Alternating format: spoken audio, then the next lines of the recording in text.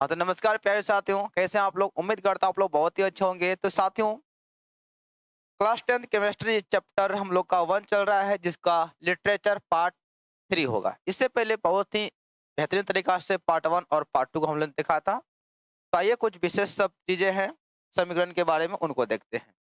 चलिए जी, आज का प्रश्न है कि रासायनिक समीकरण के उपयोग से लाभ, यानी कि रासायनिक समीकरण जब हम लोग लिखते हैं उससे क्या-क्या लाभ होता है? रासायनिक समीकरणों से हमें क्या-क्या बेनिफिट मिलता है?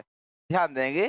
पहला क्या होता है? समय की बचत होती है। देखिए प्यारे बच्चों, यदि हम लिखें hydrogen, hydrogen plus oxygen, oxygen, तब जाके क्या बनेगा? आपका जल बनेगा। इससे क्या होता है कि ज़्यादा टाइम आपका लग जाता है। यदि हम सूत्र और संकेत की सहायता से लिखते हैं, जैसे हाइड्रोजन H2, देखिए कितना जल्दी हो गया। ऑक्सीजन O2, आपका जल H2O। यह क्या हुआ आपका? ये जो हिंदी में लिखे हैं उसको हम किस में लिखें? सूत्र और संकेत में लिखें। तो इसमें क्या होता है, हमें टाइम का बचत होता है, समय का बचत होता है। और बड़ा-बड़ा यदि मान लें समीकरण लेंगे तो उस हिंदी में लिखने में क्या होगा? ज़्यादा टाइम लगेगा। तो सूत्र से क्या होता है? टाइम की बचत होती है, समय की बचत होती है ना? तो समय की क्या होती है जी? बचत होती है। कम कागज़ की आवश्यकता होती है। रासायनिक समीकरण में क्या होता है? कागज़ का कम उपयोग होता है। आप देख रहे हैं यहाँ पे इतना बड़ा यूज़ हो रहा है ना? अब देखिए छोटा-सा लिख लेंगे, H2 plus O2 gives out H2O, हो गया आपका रिएक्शन हो गया, है ना? या सम्मिलन हो गया, तो थोड़ा-सा जगह में ही हो जाता है। यदि हम उसको हिंदी में लिखेंगे तो क्या होता है? ज़्यादा जगह लगेगा। और बड़ा-बड़ा समीकरण यदि हम लोग का आएगा तो और ज़्यादा समय और ज़्यादा क्या होगा उसमें, मतलब प्लेस छकेगा, ज़्यादा उसमें जगह छकेगा। कागज़ अधिक से अधिक उसमें यूज़ होगा। तो इसमें क्या होता है, रासायनिक समीकरण के द्वारा क्या होता है कि इसमें कम कागज़ की आवश्यकता होती है। थोड़ा थोड़ा ही प्लेस में यह काम चल जाता है। अगला आते हैं कि एक निश्चित मात्रा में प्रतिफल बनाने के लिए आवश्यक अभिकारकों की मात्रा की जानकारी मिलती है।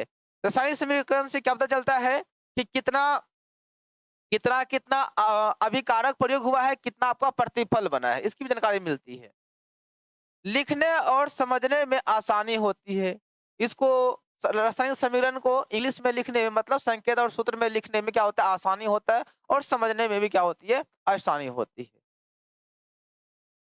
चलिए अब आते हैं कि रासायनिक समीकरण के दोष, यानी इसका गुण क्या-क्या है। इसका पहला गुण क्या है? गैस की जानकारी इसमें नहीं मिलती है, भौतिक अवस्था की जानकारी नहीं नहीं देता है। यानी कि इसको जब रिएक्शन होता है ना, आपका हाइड्रोजन हाइड्रोजन प्लस ऑक्सीजन आपका बन गया जल। यह जो अवस्था है यह दिखाई नहीं पड़ती कि कैसे, हम देख रहे हैं समीकरण देख रहे हैं ना, लेकिन यह जो आपका हाइड्रोजन और ऑक्सीजन मिल के जो जल बना है, कैसे बना है, यह दिखाई नहीं पड़ता है। वही है कि इसकी भौतिक अवस्था की जानकारी नहीं मिलता है, नहीं दे पाता है। पहला दूसरा दोष ये हो गया।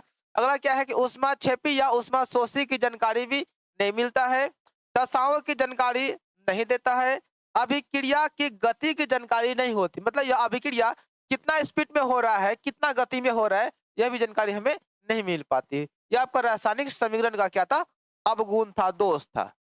अब चलिए, रासायनिक समीकरण को उपयोगी बनाने के लिए क्या-क्या तरीका है, मतलब उसको और बेस्ट से बेस्ट करने के लिए क्या-क्या नियम शर्त है, थोड़ा इनको भी जान लीजिए।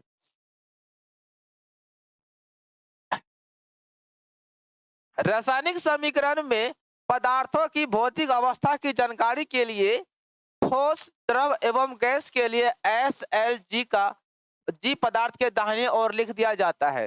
ध्यान देंगे, एस का मतलब होता है सॉलिड, सॉलिड का मतलब होता है प्यारे बच्चों ठोस होता है।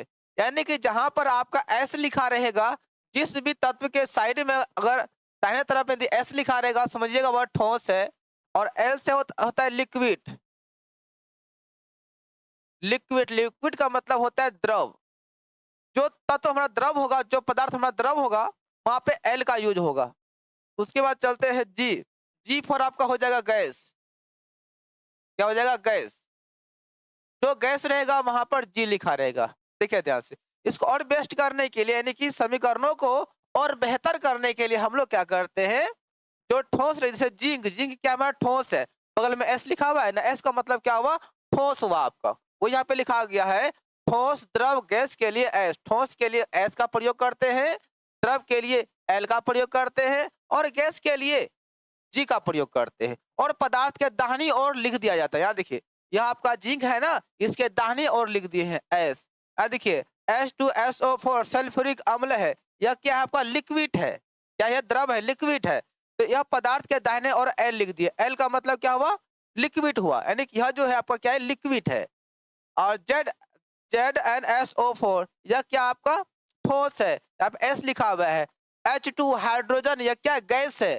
तो आप कहने का मतलब हुआ कि आपको समझना है, जहां पर एस दर्शाना, जहां पे एस दर्शाया हुआ रहेगा तो उसका मतलब ठोस होता है, जहां एल रहेगा तो उसका मतलब द्रव होता है, और जी का मतलब आपका गैस होता है।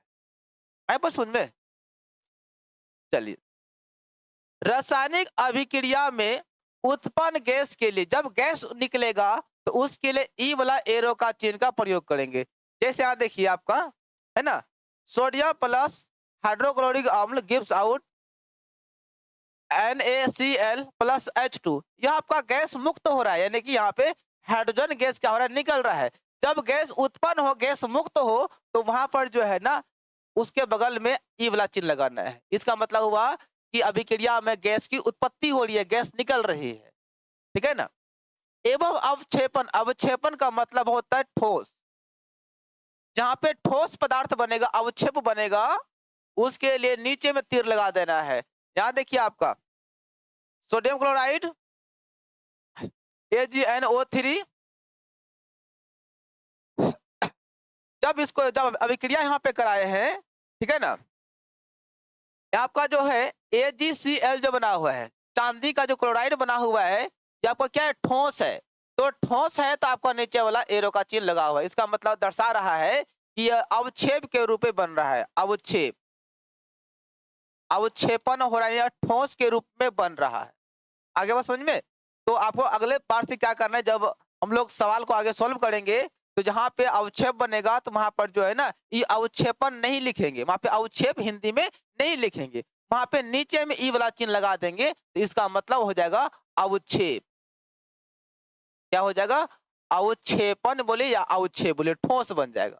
और जहां पर गैस निकलेगा बच्चों, जहां पे गैस निकलेगा वहां पे ई वाला चिन्ह लगा देंगे। क्या होता है, गैस उत्पन्न हो रहा है। क्या हो रहा है जी, गैस निकल रहा है, गैस की उत्पत्ति हो रही है। बस समझ में आया।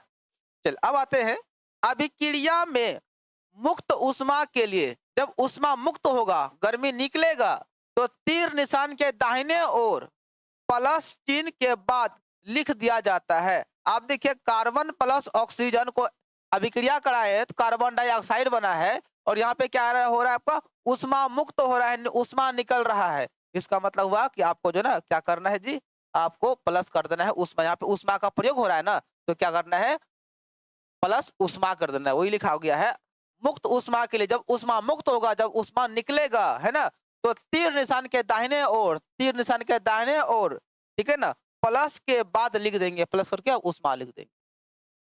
तो कहने का मतलब हुआ, जहां पे प्लस उष्मा लिखा रहेगा वहां पे उष्मा आपका मुक्त हो रहा है। चलिए, ये सभी क्या है, इस सभी ना रासायनिक समीकरण को बेहतर करने का एक क्या है, टेक्निकल है। अभिक्रिया में अवशोषित उष्मा के लिए, जब उष्मा का अवशोषण होगा, तो तीर निशान के बाईं ओर, ध्यान दीजिएगा, यदि हम बाईं ओर लिखेंगे तो माइनस में लिखेंगे, दाईं ओर लिखेंगे तो प्लस में। ठीक है, तीर निशान के बाईं ओर प्लस के साथ, सॉरी, तीर निशान के जो है ना, ये बाईं ओर, जब बाईं ओर लिखेंगे तो प्लस में लिखेंगे, और दाईं ओर लिखेंगे तो माइनस में लिखेंगे, लिख दिया जाता है। और उष्मा छेपी को, उष्मा छेपी को दाईं ओर क्या करेंगे, माइनस के साथ लिखेंगे। जैसे देखिए, क्या देखिए, अगर इसको हम दाहिने तरफ लिखते हैं, यहाँ पे उष्मा छेपी का मतलब, यदि आपका उष्मा इधर रहेगा और माइनस में रहेगा, तो यहाँ पे क्या हो रहा है, उष्मा छेपी हो रहा है, उष्मा का अवक्षेप हो रहा है। अगर उसी जब हम इधर लाएंगे तो माइनस से क्या हो जाएगा, प्लस में हो जाएगा। यदि हम इधर लिखेंगे तो माइनस में लिखेंगे, और इधर लिखेंगे तो किस में लिखेंगे, प्लस में लिखेंगे। यानी कि तीर निशान के दाईं ओर लिखेंगे उसको माइनस में लिखेंगे, और तीर निशान यदि हम बाईं ओर लिखेंगे वो आपका माइनस से प्लस में। है समझ में? इसका मतलब होता है ऊष्मा शोषित हो रहा है।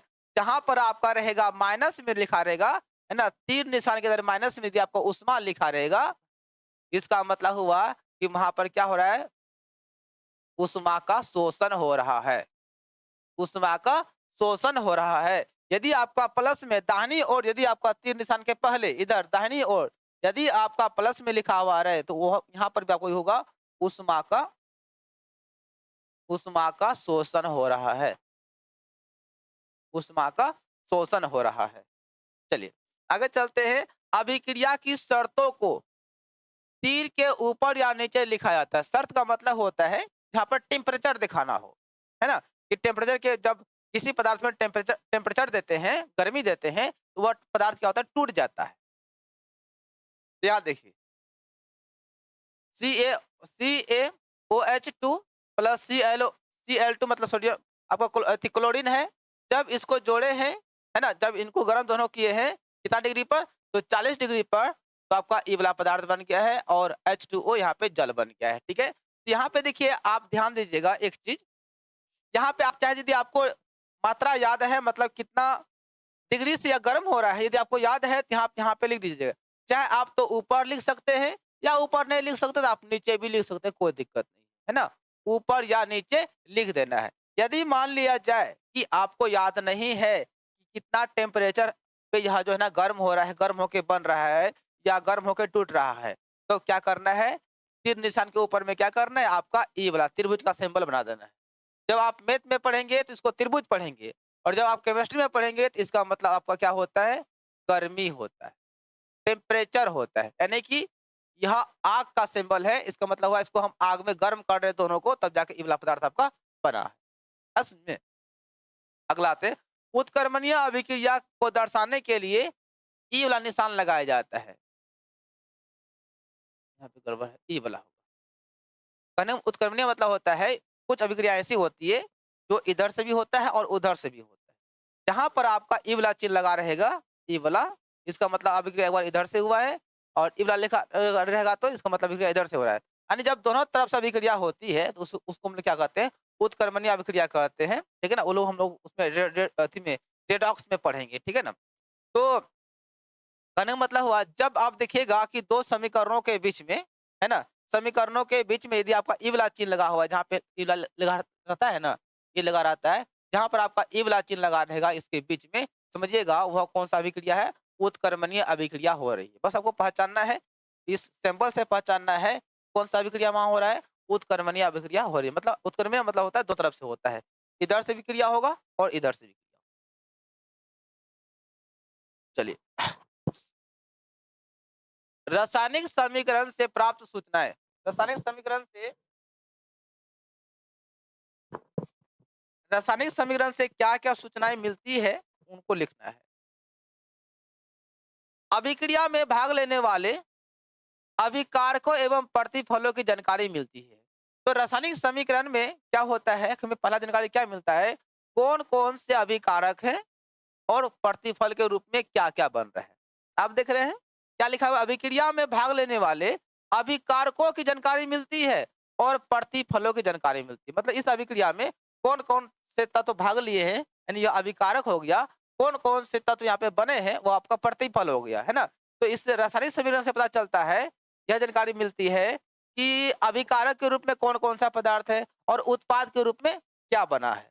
ठीक है, दूसरा क्या होता है, अभिकारकों एवं प्रतिफलों के अणुओं या मूलों की संख्या की जानकारी मिलती है।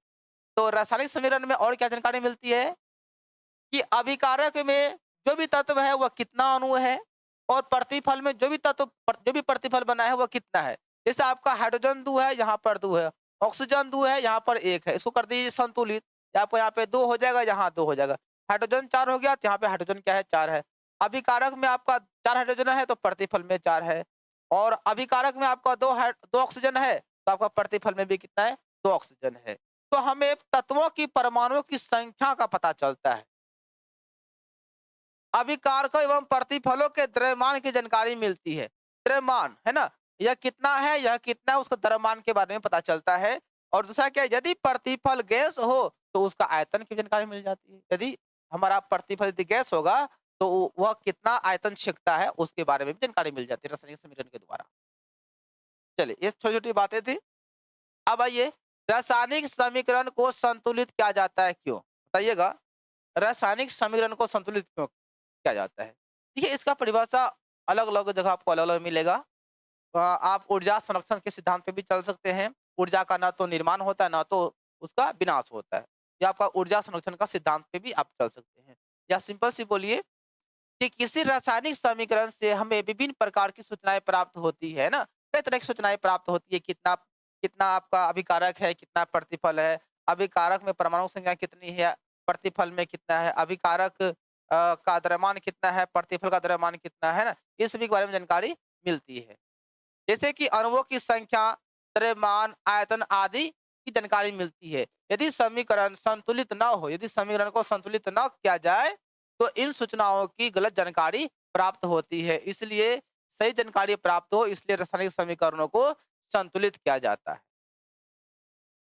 चलिए, अब यहाँ से आपका मेन पॉइंट शुरू हो रहा है प्यारे बच्चों, जिसका नाम है रासायनिक समीकरण एवं रासायनिक अभिक्रियाएं। तो यह क्वेश्चन आपका चैप्टर है, इसे आप लोग जरूर याद कर लीजिएगा। बहुत ही खास क्वेश्चन है कि रासायनिक अभिक्रिया किसे कहते हैं। वैसी रासायनिक क्रिया जिसमें कोई यौगिक, ये जो पदार्थ है इसको यौगिक कहते हैं, कोई यौगिक चाहे वह स्वयं या अन्य किसी यौगिक के साथ में उपयुक्त परिस्थिति में क्रिया करके भिन्न गुण वाले यौगिक यौगिक या यौगिक को निर्माण करते हैं, तो उसे हम लोग क्या कहते हैं, रासायनिक अभिक्रिया कहते हैं। यानी कि जब कोई यौगिक चाहे अकेले हो या एक से ज्यादा हो, मतलब एक हो या एक से ज्यादा हो, आपस में क्रिया करके भिन्न गुण वाला एक या एक से अधिक यौगिकों का निर्माण करता है, तो उस क्रिया को हम लोग क्या कहते हैं, रासायनिक अभिक्रिया कहते हैं। आप देख रहे हैं, CaCO3, यह जो है ना क्या है, टूट गया है। टूट के क्या बन गया, कैल्शियम ऑक्साइड और कार्बन डाइऑक्साइड, ठीक है ना।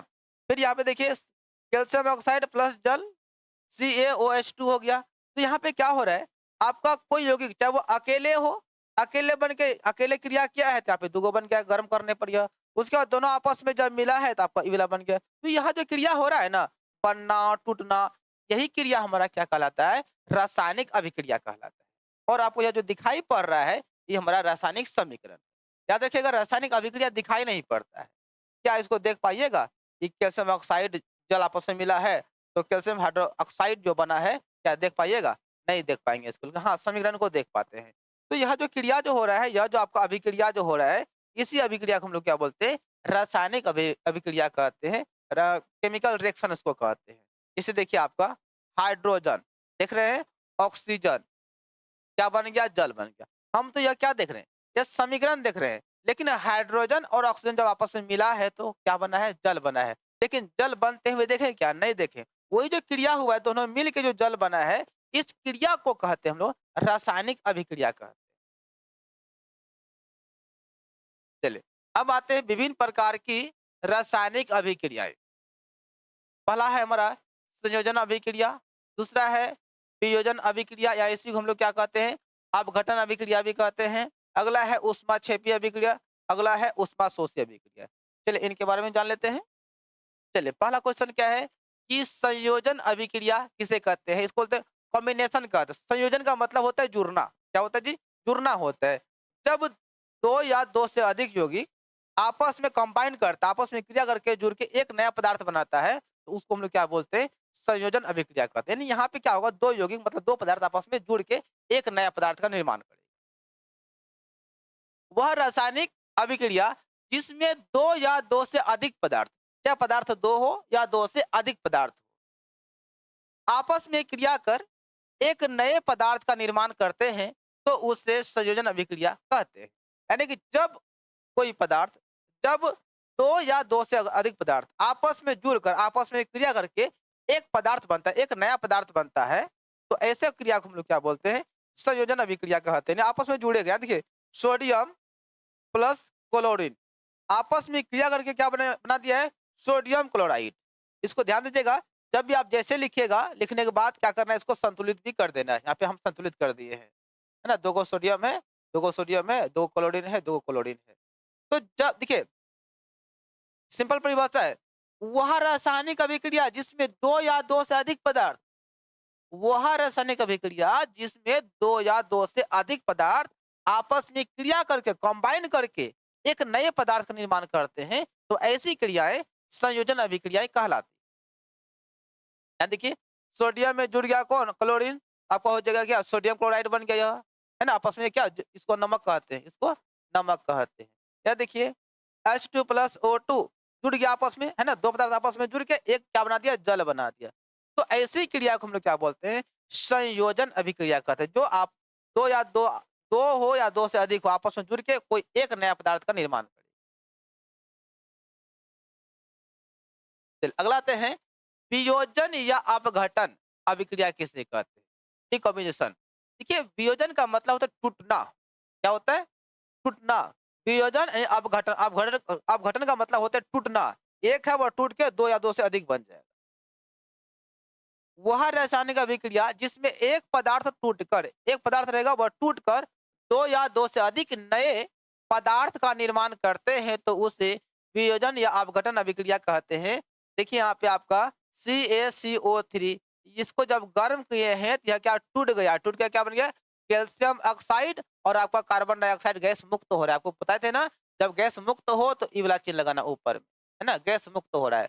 देखिए आपका कैल्शियम ऑक्सीक्लोराइड जो था, ये आपस में क्या हुआ, टूट गया, टूट के क्या हुआ, दो पदार्थ का निर्माण किया, दो या दो से अधिक पदार्थ क्या करेगा, बनेगा। मतलब जहां पे टूटेगा ना, यहाँ देखिए, यहाँ एक से दो हो गया, एक से दो हो गया, एक से, मतलब यह टूट रहा है।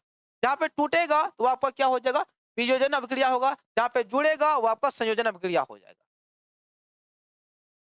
अगला आते हैं, ऊष्माक्षेपी अभिक्रिया, वह रासायनिक अभिक्रिया जिसमें उत्पाद के निर्माण के साथ साथ ऊष्मा भी उत्पन्न होती है, तो उसे ऊष्माक्षेपी अभिक्रिया कहते हैं।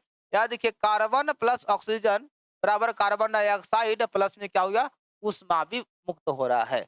प्लस ऊष्मा दर्शाता है यहाँ पर क्या हो रहा है, ऊष्मा का ऊष्मा उत्पन्न हो रहा है, उस, तो इसको हम लोग क्या बोलते हैं, ऊष्माक्षेपी अभिक्रिया का, जिसमें कि ऊष्मा भी क्या होता है, उत्पन्न होता है। याद देखिए H2 plus O2 gives out H2O plus, क्या हो रहा है, ऊष्मा उत्पन्न हो रहा है। जहां पे देखिएगा इधर आपका प्लस में ऊष्मा लगा हुआ है, तो समझ आए वह ऊष्माक्षेपी अभिक्रिया है। चाहे इधर प्लस में आपका ऊष्मा लिखा हुआ रहे, या यही ऊष्मा आपका अगर इधर माइनस में लिखा रहेगा, फिर भी आपका जो है ऊष्माक्षेपी अभिक्रिया ही होगा। चलिए अब चलते हैं ऊष्मा शोषी। ऊष्मा शोषी का मतलब होता है इसमें ऊष्मा का अवशोषण होगा, ऊष्मा का अवशोषण होगा। वह रासायनिक अभिक्रिया जिसमें अभिक्रिया के फलस्वरूप ऊष्मा का अवशोषण होता है, ऊष्मा क्या होता है, अवशोषण होता है, तो उससे ऊष्मा शोषी अभिक्रिया कहते हैं। यहाँ देखिए इधर है ना लिखा हुआ, इसमें जब भी आपका तीर निशान के बाईं और यदि ऊष्मा लिखा हुआ रहे तो समझिएगा वो आपका ऊष्मा शोषी अभिक्रिया, यहाँ पे ऊष्मा का शोषण हो रहा है, ये भी ऊष्मा शोषी। या आप इसको इसी को उठा इधर लिख सकते हैं, माइनस में लिख सकते हैं, माइनस में लिखेगा फिर भी आपका ऊष्मा शोषी ही होगा। ठीक है, तो वह अभिक्रिया जिसमें कि अभिक्रिया के फलस्वरूप ऊष्मा का अवशोषण होता है, ऊष्मा का एक जॉर्ब होता है, अवशोषण होता है, उसको हम लोग क्या बोलते हैं, ऊष्मा शोषी अभिक्रिया कहते हैं। चलिए मेरे भाई, छोटा सा क्लास था, आप लोग कमेंट कीजिएगा कैसा लगा। परिभाषा बिल्कुल बेस्ट बेस्ट परिभाषा आप लोग को देते हैं, आप लोग कॉपी में नोट जरूर कर लीजिएगा। ठीक है, बाकी बात मिलते हैं अगले पार्ट में, अपना ध्यान रखिएगा। जय हिंद, ऑल द बेस्ट, मिलेंगे अगले पार्ट में। ठीक है।